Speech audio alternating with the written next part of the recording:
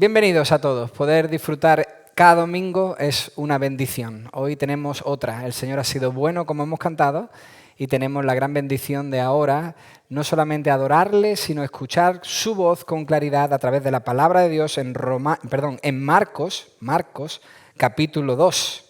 Digo Romanos porque mientras buscáis Marcos capítulo 2, os cuento lo que ocurría en la iglesia de Roma. Acordaos que Marcos escribe a los cristianos en Roma. Lo que ocurría en la iglesia de Roma, según nos cuenta el capítulo 14 de Romanos. Fijaos qué cosa estaba pasando en la iglesia. Romanos 14:5. Eso es lo que ocurría. Uno juzga que un día es superior a otro. Eso pasaba en la iglesia. Otro juzga iguales todos los días. Cada cual esté plenamente convencido según su propio sentir. El que guarda cierto día, para el Señor lo guarda. Y el que come, para el Señor come, pues da gracias a Dios. Y el que no come, para el Señor se abstiene y da gracias a Dios.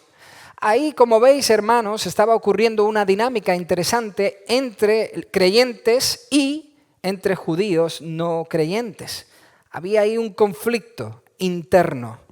Concluye Pablo en el versículo 10 de Romanos 14. Pero tú, dice Pablo, ¿por qué juzgas a tu hermano? O también tú, ¿por qué menosprecias a tu hermano? Porque todos compareceremos ante el tribunal de Dios. Estos versículos nos dan a entender, traen a la luz unas dinámicas difíciles que estaban ocurriendo en la iglesia en Roma. Se estaban dividiendo con respecto a la comida que estaban comiendo. Si la comida había sido sacrificada a los ídolos, algunos pensaban que mejor no comerlas, otros decían que no pasaba nada, y había ahí una tremenda polémica por eso que les estaba dividiendo. Pero también había otra cosa que les dividía. Les dividía el tema de guardar el sábado. Qué cosas se pueden hacer en sábado, qué cosas sí se pueden hacer, no se pueden hacer, qué está permitido, qué no está permitido. Y esto estaba creando una tensión tremenda. Pero hermanos, lo que acabamos de leer, o sea, lo que los cristianos en Roma estaban sufriendo con la persecución de los judíos no cristianos con respecto a qué hacer el sábado, es lo que Cristo Jesús vivió en su propia carne. Lo que estos cristianos en Roma padecían es algo que ya había padecido nuestro Señor Jesucristo. Por eso Él mismo dice en Juan 15:20, si me persiguieron a mí, también os perseguirán a vosotros. Jesús ya lo dejó claro, lo que me estén haciendo a mí, os van a hacer a vosotros. Si a mí me han perseguido por mantener una idea firme acerca del sábado, os aseguro que ese problema os va a perseguir a vosotros. Hermanos, lo que Jesús experimentó, lo que el reino de Dios experimentó fue un colapso, un choque, un enfrentamiento entre el nuevo y el viejo pacto. Jesucristo traía un mensaje nuevo que choca de lleno con lo que había establecido ya en su propia tierra, y eso es lo que vamos a ver hoy. Un choque entre el nuevo pacto y el antiguo. Marcos capítulo 2, versículo 23, dice así la palabra del Señor: y aconteció que un día de reposo Jesús pasaba por los sembrados y sus discípulos, mientras habían paso, comenzaron a arrancar espigas. Entonces los fariseos le decían: hey Jesús, mira, ¿por qué hacen tus discípulos, podemos entender, por qué hacen tus discípulos lo que no es lícito en día de reposo? ¡Bum! Un choque. Jesús, ¿no te das cuenta que tus discípulos van contracorriente? Vamos a orar y pidamos al Señor que nos ayude a entender este mensaje tan interesante en esta mañana. Amado Señor, Dios bondadoso, generoso y amoroso, te alabamos y te bendecimos porque tu mensaje, el Evangelio, ha llegado a nuestras vidas. Somos tremendamente bendecidos al poder hoy leer nuevamente el Evangelio.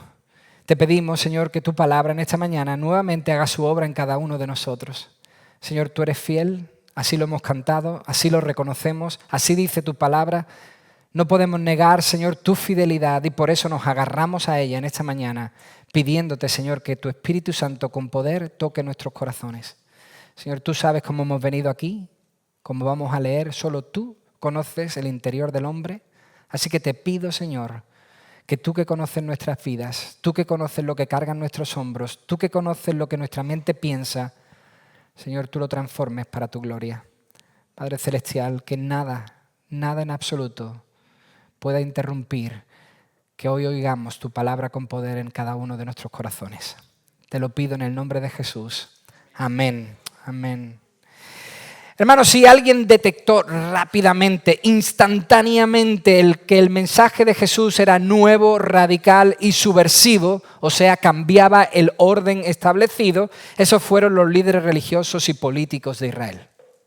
Los primeros en darse cuenta que este mensaje era nuevo, diferente, potente, poderoso, esos fueron sus enemigos, los que ya no se iban a esconder, sino que iban a mostrar sus intenciones claras de acabar con él cuanto antes. Ya no había caretas, ya no había máscaras, ya iban a demostrar claramente que querían acabar con Jesús. Estos, sus enemigos, qué interesante, fueron los primeros en darse cuenta que el mensaje de Jesús era diferente, era mejor. Era superior. Hoy, como hemos leído, el punto de conflicto es nada más y nada menos que el Sabbat. Sí, oídme bien, el día de reposo, el Sabbat, el sábado y la circuncisión eran los dos buques insignia del pueblo judío. O sea, el sábado y la circuncisión eran los emblemas de esta nación.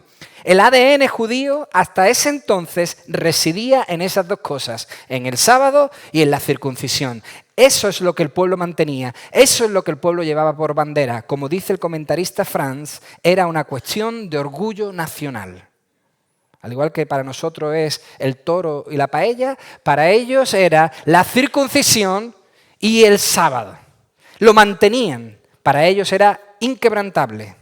Su nivel de devoción por este día de reposo fue tan alto que, según nos cuenta el libro histórico de Primera de Macabeos, capítulo 2, unos judíos se dejaron matar por las fuerzas del tirano Antíoco Epífanes antes que profanar el día de reposo luchando en defensa propia. Se dejaron matar porque cuando vinieron a atacarles era sábado, y como era sábado, mejor no defenderse. Y murieron hombres, mujeres y niños. Pero no solo eso. Según nos cuenta el comentarista Franz, en el libro de los jubileos está escrito que incluso Dios mismo y los ángeles observaban el día de reposo en el cielo antes que se conociera en la tierra. Esto es lo que pensaban los judíos acerca del día de reposo. Mejor morir antes que hacer algo indebido en día de reposo. Hey, el día de reposo es tan santo que se celebraba en el cielo antes que en la tierra. El sábado se convirtió en una obsesión para los judíos. Vivían completamente obsesionados con este día. La interpretación de lo que Dios quiso decir acerca del sábado fue en aumento durante la historia. De lo que dijo Dios a lo que se encontró Jesús, la cosa fue aumentando y aumentando. Con el tiempo se fue añadiendo más carga. Los fariseos, de hecho, desarrollaron el tema más y más hasta convertirlo en un añadido exagerado de la ley. A la par de la ley. De hecho, hicieron un tratado llamado Sabbat, que está dentro del libro sagrado considerado sagrado por los judíos llamado Mishnah, un comentario rabínico sobre la ley sagrada. En la Mishnah encontramos este Sabbat, este documento, este tratado acerca de lo que no se podía hacer el sábado. Fijaos, su interpretación del sábado, su extensión de lo que Dios quiso decir del sábado, está escrita en la Mishnah capítulo 2 y dice: los principales actos de trabajo prohibidos en sábado, en el sábado, son 40 menos 1. Curioso. Los romanos también daban 40 menos 1 azotes. Estos son 39 cosas que no se podían hacer en sábado. A saber, sembrar, arar, cosechar, atar en gavillas, trillar, aventar, limpiar la fruta, moler, tamizar, amasar, hornear, esquilar la lana, blanquear, peinar, teñir, hilar, urdir, hacer 2 usos, tejer 2 hilos, separar 2 hilos, hacer un nudo, desatar un nudo, coser con 2 puntadas, rasgar para coser junto con 2 puntadas, cazar ciervos, sacrificarlos, desollarlos, salarlos, preparar la piel, raspar el pelo, cortarlo, escribir 2 letras, esto es 2 caracteres, borrar esas 2 letras para escribir otra vez 2 letras, construir, demoler para volver a construir, encender y extinguir ese fuego, martillar y transferir de un lugar a otro. Esto y otras muchas cosas más estaban prohibidas. No se podían hacer en el sábado. Pues bien, hermanos, es dentro de este contexto obsesivo por el sábado que aparecen los conflictos entre Jesús y los fariseos sobre el día de reposo. Hermanos, lo que tenemos por delante no es una broma. Jesús se encontró con algo muy serio, con algo muy duro, con algo muy difícil de combatir. Y no es que Jesús rechazara la ley del día de reposo, mucho cuidado, eso lo tenemos que tener en cuenta. No es que Jesús rechazase la ley del día de reposo, simplemente su opinión, la opinión de Jesús en cuanto al día de reposo, en cuanto a lo que era lícito o no era lícito, no coincidía con la interpretación que los fariseos le habían dado al día de reposo. Y porque nosotros sabemos quién fue el que hizo el día de reposo, podemos ya adivinar quién tenía razón en este conflicto. Pero vamos a verlo, porque no quiero ser yo el que haga ningún spoiler, sino que sea la palabra de Dios la que nos cuente realmente quién tenía razón sobre este tema. Hemos leído en el versículo 23 que Jesús y su ya numeroso grupo de discípulos andaban aún por Capernaum. La cosa continúa por esa zona, por Capernaum. Y pasaban, dice el versículo 23, por los sembrados. Esta imagen nos recuerda a lo que recientemente hemos visto en Ruth. ¿Os acordáis? Que Ruth le pide permiso a su suegra Noemí para ir a los sembrados y va andando y ahí es donde la ve Booz. Pues así estaban sus discípulos, andando. La idea, aunque no 100% segura, es que los discípulos de Jesús arrancaban algunas espigas para hacerse camino, para pasar por el camino. O, como se dice en Deuteronomio capítulo 23, versículo 25, podrás arrancar espigas con tu mano, pero no meterás la hoz a la mies de tu prójimo. O bien se estaban abriendo camino o estaban arrancando espigas simplemente para echárselas a la boca. No estaban cosechando, no estaban trabajando, no estaban recogiendo la cosecha para ganar un dinero. Simplemente estaban andando y mientras andaban cogían algunos granos y se lo echaban a la boca. De hecho, recoger un poco de grano del campo del vecino no era ilegal, no era un robo, estaba bien visto. El que pasase por el camino, si veía que unas de las ramas caían hacia acá, tú podías coger el fruto sin ningún tipo de problema. Pero los fariseos, estos ya estaban un poco escamados con la cosa. Los fariseos, al verles, interpretaron que no estaban recogiendo unos granos, que estaban cosechando, que estaban trillando. Y hacerlo, como hemos visto, como hemos leído, quebrantaba el sábado.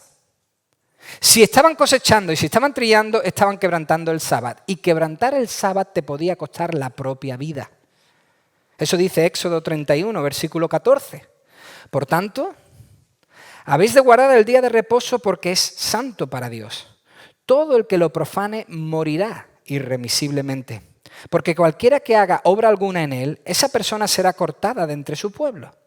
Durante 6 días se trabajará, pero el 7º día será día de completo reposo, santo al Señor. Cualquiera que haga obra alguna el día de reposo, morirá irremisiblemente. Según los fariseos, estos discípulos de Jesús estaban trillando. Estos discípulos de Jesús estaban haciendo gavillas. Esta es una de las cosas que no se podían hacer. Una de las 39 prohibiciones que ellos crearon junto a la ley. Por lo tanto, estaban en peligro de muerte. Estaban quebrantando la ley. ¿Cómo se sale de una situación así? Pues como lo hizo Jesús. Versículo 25. Jesús entonces, al ser desafiado, les dijo: ¿nunca habéis leído lo que David hizo cuando tuvo necesidad y sintió hambre él y sus compañeros? Cómo entró en la casa de Dios en tiempos de Abiatar, el sumo sacerdote, y comió los panes consagrados que no es lícito a nadie comer, sino a los sacerdotes, y dio también a los que estaban con él. ¿No habéis oído esto? ¡Wow! La respuesta de Jesús es súper contundente. Les pone el ejemplo de lo que hizo David en sábado. Esa historia la encontramos en 1 Samuel, capítulo 21 y capítulo 22. Y el punto no es que David hizo lo malo y por lo tanto Jesús también podía hacer lo malo en sábado. No, ese no es el punto. Jesús no se está justificando diciendo: hey, si David lo hizo y lo hizo mal y vosotros estáis bien con eso, pues yo también puedo hacerlo. No, ese no es el punto. Más bien es un tema de autoridad. Eso es lo que está estableciendo aquí Jesús. Es un tema de autoridad. Jesús podía interpretar el sábado mejor que David.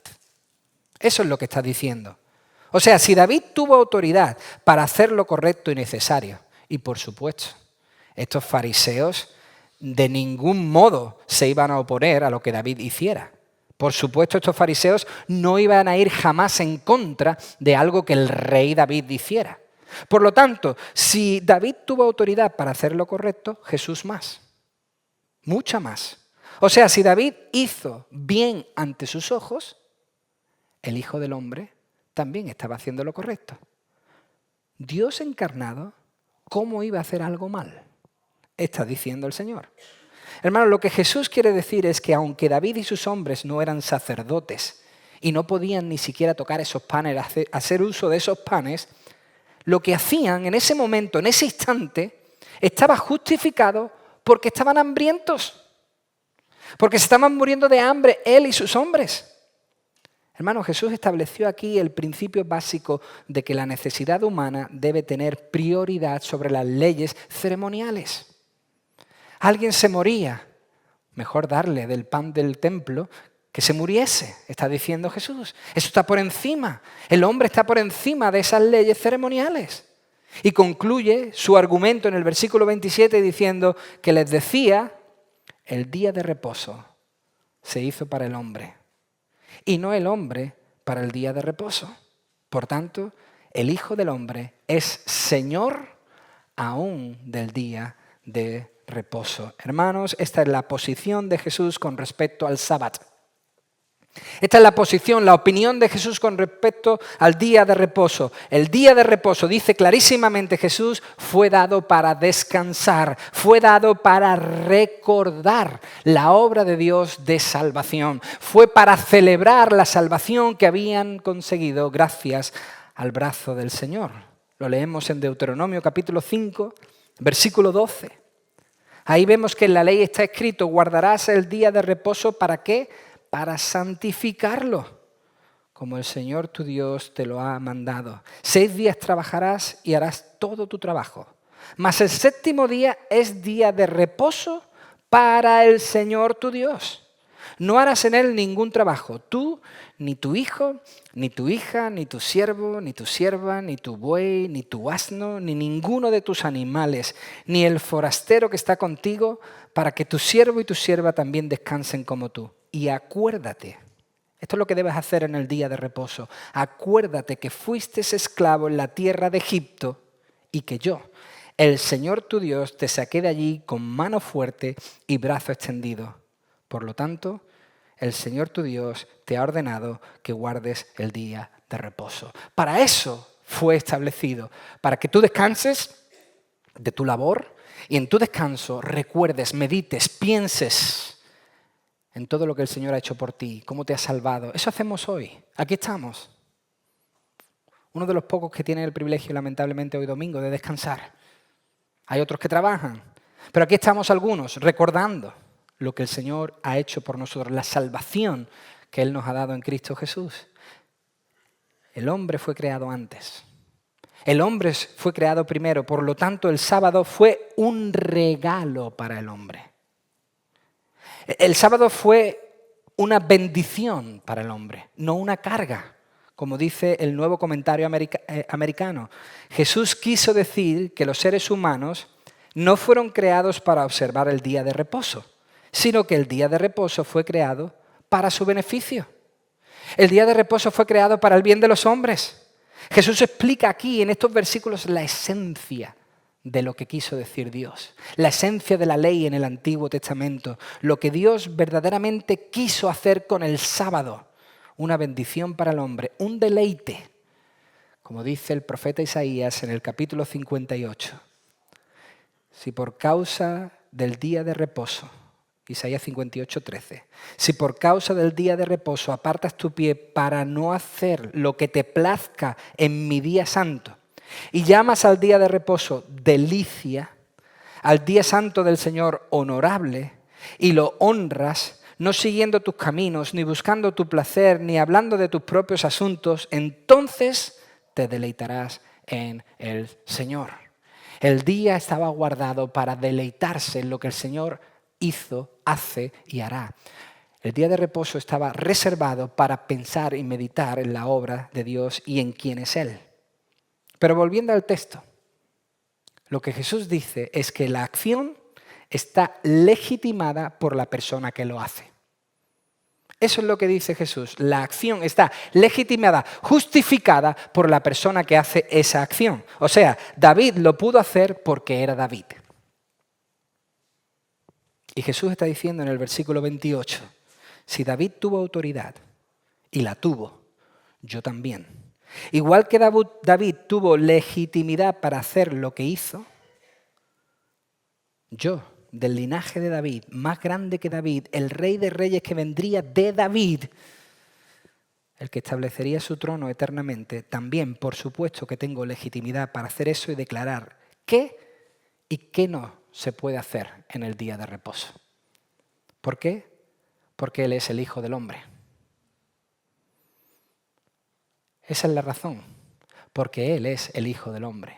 El Hijo del Hombre anunciado, el Hijo del Hombre profetizado, el Hijo del Hombre esperado, el ungido, el señalado, el Mesías. Ese que habla Daniel en el capítulo 7.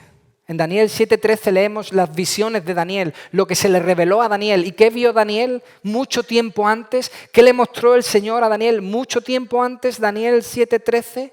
Seguí mirando en las visiones nocturnas y he aquí, con las nubes del cielo venía uno como un hijo de hombre, que se dirigió al anciano de días y fue presentado ante él.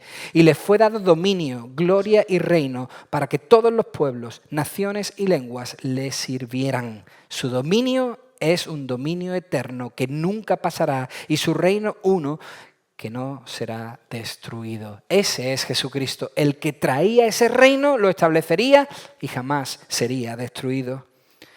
Por eso el Hijo del Hombre, Jesucristo, tiene toda la autoridad de determinar qué se hace y qué no se hace en sábado. Él mismo lo dice en el versículo 28, yo soy el Señor. Jesús tuvo la autoridad de determinar esto por quién era Él. Si David pudo por ser David, ¿cuánto más Jesús por ser Señor? Mucho más. ¿Cómo que Jesús no iba a poder hacer eso? ¿Cómo es que Jesús no iba a poder determinar lo que se hacía, lo que no se hacía? Si Él es Dios encarnado. Fijaos, Génesis capítulo 2 nos narra el final de la creación. Capítulo 1 se nos narra la creación y en el capítulo 2 se nos narra el final de esa creación. Génesis 2:1 dice que así fueron acabados los cielos y la tierra y todas sus huestes. Y en el séptimo día completó Dios la obra que había hecho y reposó en el día séptimo de toda la obra que había hecho. Y bendijo Dios el séptimo día y lo santificó porque en él reposó de toda la obra que él había creado y hecho. Así culminaron la creación. Así se terminó.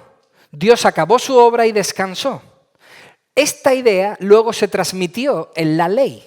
Esta misma idea, este mismo concepto se escribió sobre la ley. Nos dice Éxodo capítulo 20, versículo 11, en 6 días hizo el Señor los cielos y la tierra, el mar y todo lo que hay en ellos, y reposó en el séptimo día. Por tanto, el Señor bendijo el día de reposo y lo santificó. O sea, Dios hizo su obra y descansó. 6 días obró y un día descansó. Un descanso que el Señor declaró no solo para Él. Un descanso que Dios hizo, mostró, escribió, no solo para Él, sino para que el hombre creado también pudiese descansar. Para que el hombre creado también pudiese recordar todas estas obras. Pero fijaos, la Biblia dice que Jesús, Hebreos capítulo 1, versículo 3, es el resplandor de su gloria. Esto es la imagen viva de Dios y la expresión exacta de su naturaleza. Y sostiene todas las cosas por la palabra de su poder. Jesús, después de llevar a cabo la purificación de los pecados, esto es, después de haber muerto y resucitado, pudiendo así proveer de perdón de pecados, después de haber realizado esa obra, se sentó a la diestra de la majestad de Dios en las alturas. O sea, que Jesús también hizo una obra, un trabajo, y ahora, dice la Biblia, está sentado a la diestra. O sea, entró en el descanso eterno. Por lo tanto, es Jesús hoy quien determina qué se debe hacer y cuándo se debe hacer. O sea, al igual que Dios obró, creó, hizo y descansó, Jesús hizo su obra y descansó perfectamente. Descansa a la diestra del Padre. Por eso nosotros hoy no seguimos el sábado del Antiguo Testamento. Hoy es domingo, ¿verdad? Alguno dice, ¿oh, domingo? Hoy es domingo. Nosotros hoy celebramos nuestra fe. No lo hacemos el último día de la semana, lo hacemos el primer día de la semana, en domingo. Celebramos no la creación, sino la nueva creación en Cristo Jesús. Una nueva creación que aunque no la podamos ver completa ante nuestros ojos, está ahí. La esperamos, la deseamos, la anhelamos, creemos que existe. Hoy por eso nosotros, el primer día de la semana, celebramos que hemos sido salvados y por eso podemos ser llamados nuevas criaturas. Colosenses 2:16. Por tanto, que nadie se constituya en vuestro juez con respecto a comida o bebida, o en cuanto a día de fiesta, o luna nueva, o día de reposo. Cosas que solo son sombra de lo que ha de venir, pero el cuerpo pertenece a Cristo. Que nadie nos juzgue con respecto al día. Nosotros esperamos esa nueva creación que gracias al Señor Jesucristo vamos a poder disfrutar. Y como si no hubiese sido suficiente, como si no hubiese sido suficiente con este enfrentamiento, se nos da una segunda parte. Sí, un to be continued, como dicen las películas, ¿verdad? Un continuará. Porque ahora Jesús y sus discípulos, nos dice el texto, regresa a la sinagoga. Pasa del campo de los sembrados a la sinagoga ese mismo día de reposo. Y dado que los mismos fariseos que discutieron con ellos en el campo son los que ahora están en la sinagoga, podemos entender que la atmósfera estaría muy, muy cargada. De hecho, la tensión, lo vamos a ver, se podía cortar con un cuchillo. La reunión ese sábado empezó mal. Como decimos aquí, el niño venía de nalgas. La cosa estaba ya complicada desde el principio. Capítulo 3 es la continuación de lo que acabamos de leer. Dice en el versículo 1, otra vez entró Jesús en una sinagoga y había allí un hombre que tenía una mano seca. Y le observaban para ver si lo sanaba en día de reposo, para poder acusarle. Fijaos, los fariseos siguen observándole. Y esa palabra observándole realmente significa observar cuidadosamente. O sea, no le quitaban el ojo de encima. Sus ojos ya estaban clavados en todo lo que Jesús hacía. Y no solo está siendo monitorizado, vigilado como con cámaras, sino que van a dar un paso más. Van a dar un paso más allá. Le van a poner un cebo.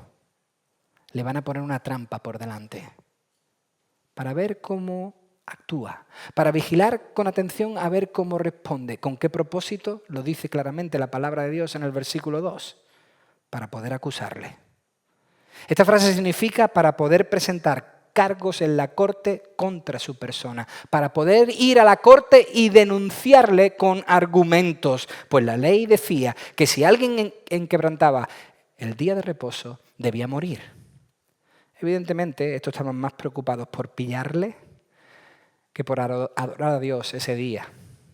Mucho más preocupados por cazar a Jesús que por cantar alabanzas y leer la palabra de Dios. El hombre enfermo, en este caso, no era más que una trampa perfecta. Estaba siendo utilizado por estos fariseos.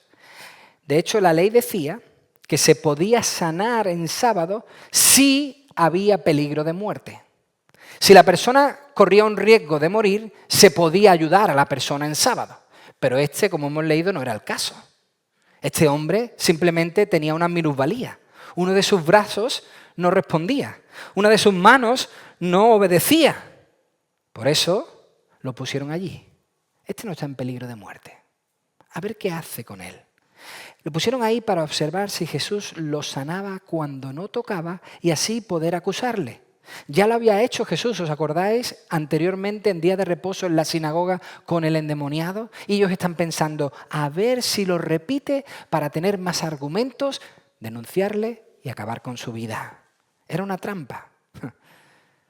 Pero como ya leímos la semana pasada, Jesús conocía sus pensamientos. Esta gente no sabía con quién se estaba enfrentando. Jesús sabía lo que estaban maquinando. Por eso dice el versículo 3.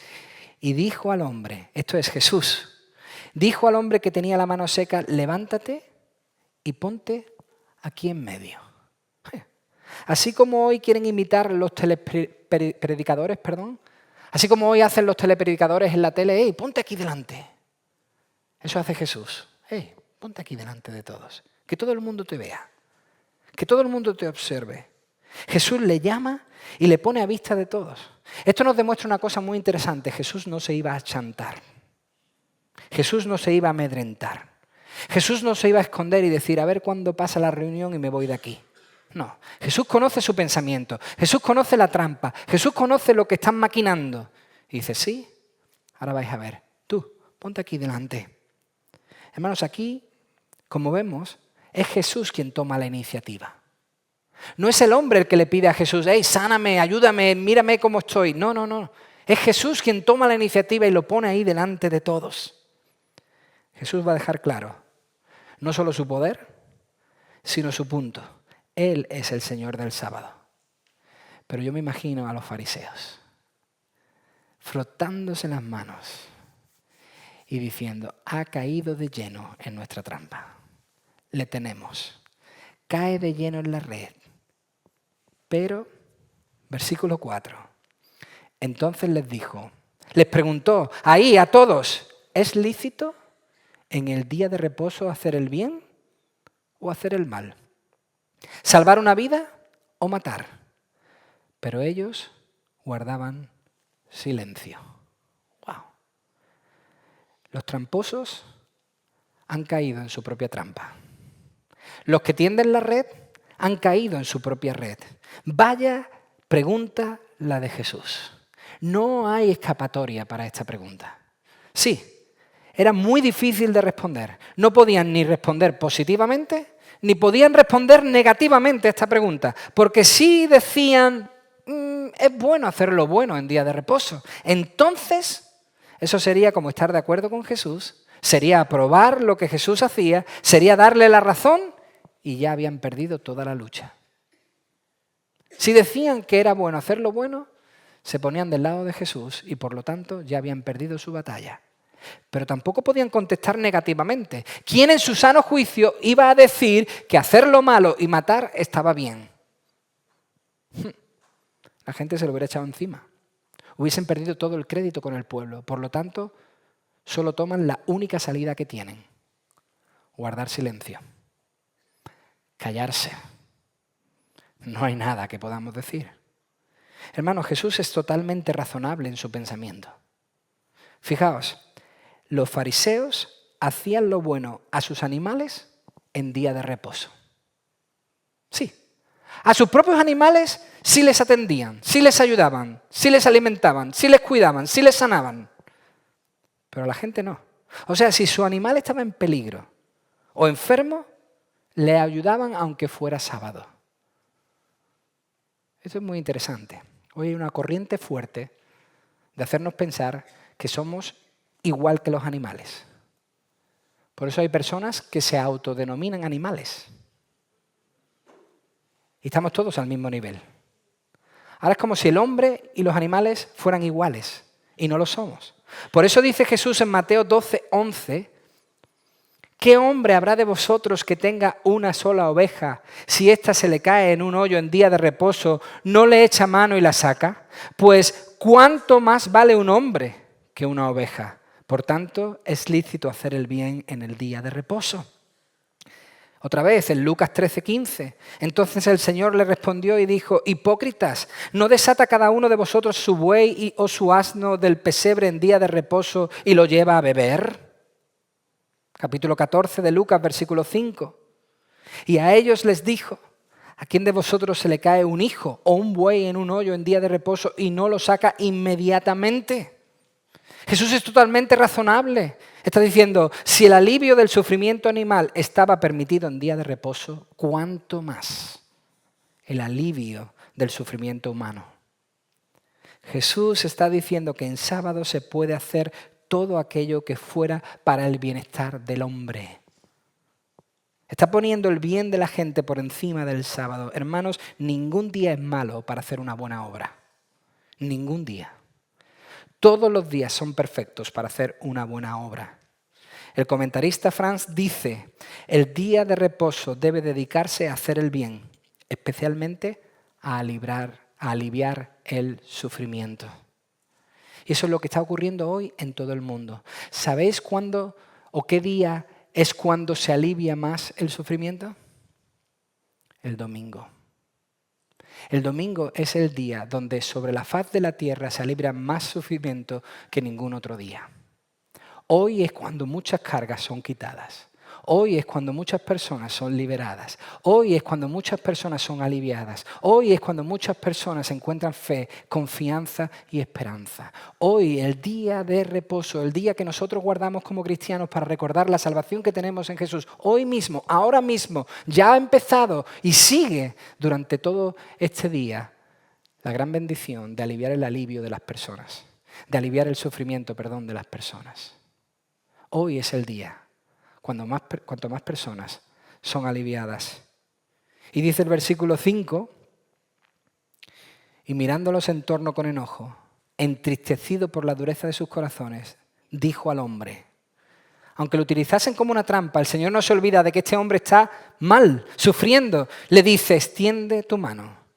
Y él la extendió, y su mano quedó sana. Este enfado de Jesús con los fariseos no es puntual, hermanos. Ya no lo es. No. Sino que es acumulativo. Jesús no se enfada por este acontecimiento en particular. No se enfada por lo que estaba ocurriendo en ese momento, sino por lo que ya venía viendo en ellos desde hace tiempo. Jesús observa, Jesús veía la dureza de sus corazones. ¿Qué quiere decir eso? Jesús empieza a ver la incapacidad que tenía su propio pueblo Israel de reconocerle como el Mesías. Jesús está entristecido, dolido, enfadado por la incapacidad que su propio pueblo tuvo de ver en él al Mesías prometido, al Salvador enviado, con la de milagros y señales que estaba haciendo, con las de pruebas palpables que estaba mostrando ante los ojos de todos, y ellos endurecían sus corazones. Nada nuevo. Lamentablemente nada nuevo, porque hoy tenemos muchísimas más evidencias de que Jesucristo es el Mesías y lamentablemente hay algunos que aún siguen endureciendo sus corazones. Eso es lo que el pueblo estaba haciendo endureciendo sus corazones. Pues bien, aún y a pesar de la poca fe de estas personas, aún y a pesar de que este hombre era una trampa, fue sanado. Y fijaos, Jesús en esta ocasión no pone sus manos sobre él, no le toca. Tampoco oímos una declaración de fe por parte de este hombre, confío en ti, sáname. No, lo que vemos es una manifestación clara de que el reino de Dios ha llegado a la tierra. Esto es una manifestación clara del bienestar que Jesús ha traído a este mundo. Esta es una manifestación clara de la bendición que Jesús ha rociado sobre nuestro planeta. Evidentemente podemos entender que hubo un tiempo donde este hombre tendría la mano bien, sufriría un accidente o una enfermedad y eso le paralizó la mano. Por eso ahora vemos que la extiende y la pone en su lugar, lo cual es una imagen preciosa de lo que el Evangelio de Jesucristo puede ofrecer a las personas. Él puede enderezar cualquier vida. Él puede poner derecha tu vida perfectamente. Y la historia termina de una manera triste. Versículo 6. Cuando los fariseos salieron, enseguida comenzaron a tramar con los herodianos en contra de Jesús. ¿Para qué? Para ver cómo podían destruirle. ¡Wow! ¡Qué contradicción! Los fariseos juntos con los herodianos. Y alguno está diciendo, ¿cómo? ¿Lo explicas? Sí, perfectamente. Los herodianos eran seguidores de Herodes. ¿Ve? No hacía falta que lo explicase. Los herodianos seguían a Herodes, seguían las ideas romanas, se habían aliado con el pueblo invasor, con los romanos, y los fariseos eran nacionalistas judíos. Polos opuestos. Los herodianos eran todo lo contrario que los fariseos, pero aquí son aliados de conveniencia. Como se suele decir, el enemigo de mi enemigo es mi amigo. Eso es lo que está pasando aquí. Pues bien, ellos mismos responden a la pregunta que Jesús hizo en el versículo 4. Sin querer, ellos terminan respondiendo a la pregunta de Jesús en el versículo 4. ¿Es mejor salvar la vida o matar? Ellos demostraron que preferían lo segundo, matar. Porque eso es lo que querían hacer en ese momento. Incluso si hubiesen podido, hubiesen matado a Jesús ese día de reposo, aunque hubiese estado prohibido. Esto habla de su hipocresía con respecto al sábado. Esto habla de que el sábado no les importaba absolutamente nada. Simplemente, como dijo Jesús en Mateo 23, ponían cargas pesadas sobre las personas para manipularlas. Es irónico, hermanos. No querían sanar o hacer el bien, pero matar no les importaba si eso les daba beneficios. Sanar no, pero matar, si sacamos un beneficio, nos vendría estupendamente. Pero más irónico es aún cómo termina la trama. ¿Os habéis dado cuenta? La trama termina con los fariseos ya deseando destruir. Esa palabra destruir es en el texto original griego apolesosin, y esta palabra significa destruir como se haría con un animal, o sea, despedazar a Jesús en trozos. La trama termina con el deseo de despedazar a Jesús en trozos. La trama termina deseando matar a alguien que no solo salvó una vida ese día, sino que vino a dar su vida por todos. Triste. Pero eso hoy continúa de alguna u otra manera. Pensar que Jesús solo empeora la vida de la gente hoy sigue siendo una idea que algunos comparten. Lamentablemente nuestro mundo aún se jacta de decir que el cristianismo solo empeora la vida de las personas. Pensar que Jesús vino a cambiar un supuesto orden y que tenemos que estar subyugados a Él es lo que algunos sostienen. Es como a algunos les gusta presentar al cristianismo. Hermanos, lo hemos leído, los fariseos estaban tratando de hacer daño. Eran los fariseos los que trataban de destruir. Eran los fariseos los que querían matar. Jesús procuraba hacer el bien. El bien. Jesús procuraba restablecer. Eso ha venido a traer Jesús a la tierra. Bien a tu vida.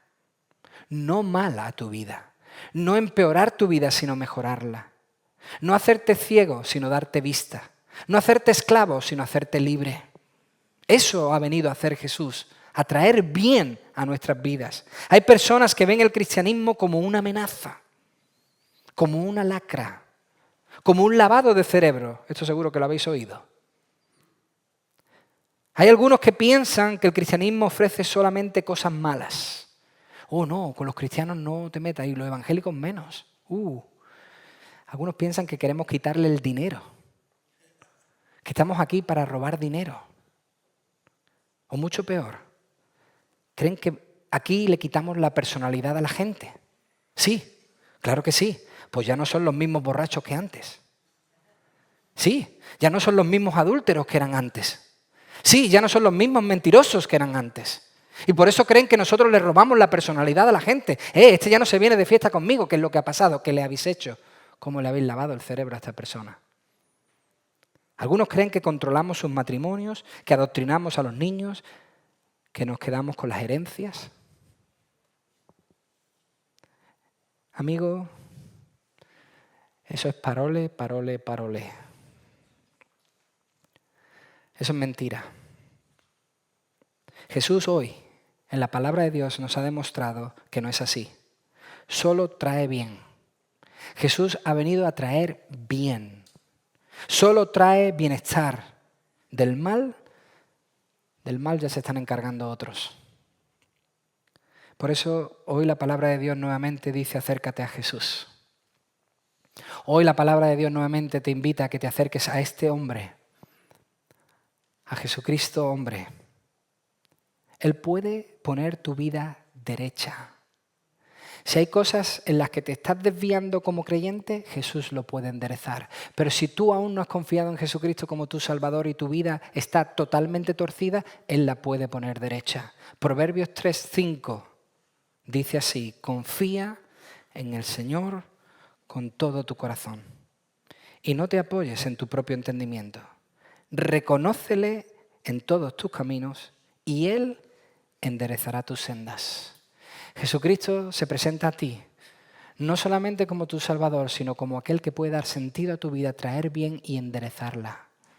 Dios quiera que tú hoy nuevamente puedas salir de aquí con esa seguridad. Dios quiera que tú no te vayas hoy sin esa seguridad. Padre, gracias. Gracias por tu bendita palabra. Gracias, Jesús, por habernos dado una nueva creación, por haber traído una nueva creación, la posibilidad de nacer de nuevo, de empezar de nuevo, la posibilidad de un nuevo comienzo, la posibilidad de vivir una eternidad en el orden adecuado y correcto. Gracias porque tú no te has cansado de hacer el bien. Desde el principio hasta hoy, tú has sido bueno y has derramado tu bondad sobre este mundo. Hoy nosotros somos testigos. Solamente hay que pensar un poco y darse cuenta de que tu gracia hoy ha caído sobre toda la tierra. El sol ha salido para todos. Tu gracia común, Señor, ha caído sobre todas las personas. Hoy hay alimento, hoy hay trabajo, hoy hay bienestar, hoy hay salud, hoy hay educación, porque tú has sido bueno con esta humanidad.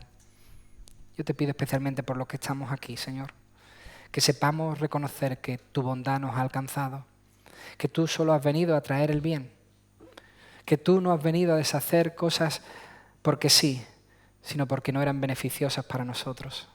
Tú has ordenado todo y queremos, Señor, disfrutar de ese orden que tú has traído. Por eso yo te pido que tú toques los corazones de aquellos que aún no te conocen y se rindan a ti. Señor, lo puedan hacer para encontrar el bienestar de sus vidas. Oh Padre, sé bueno, sé misericordioso y sigue haciendo tu obra en esta iglesia y en todo lugar donde hoy se predique tu palabra.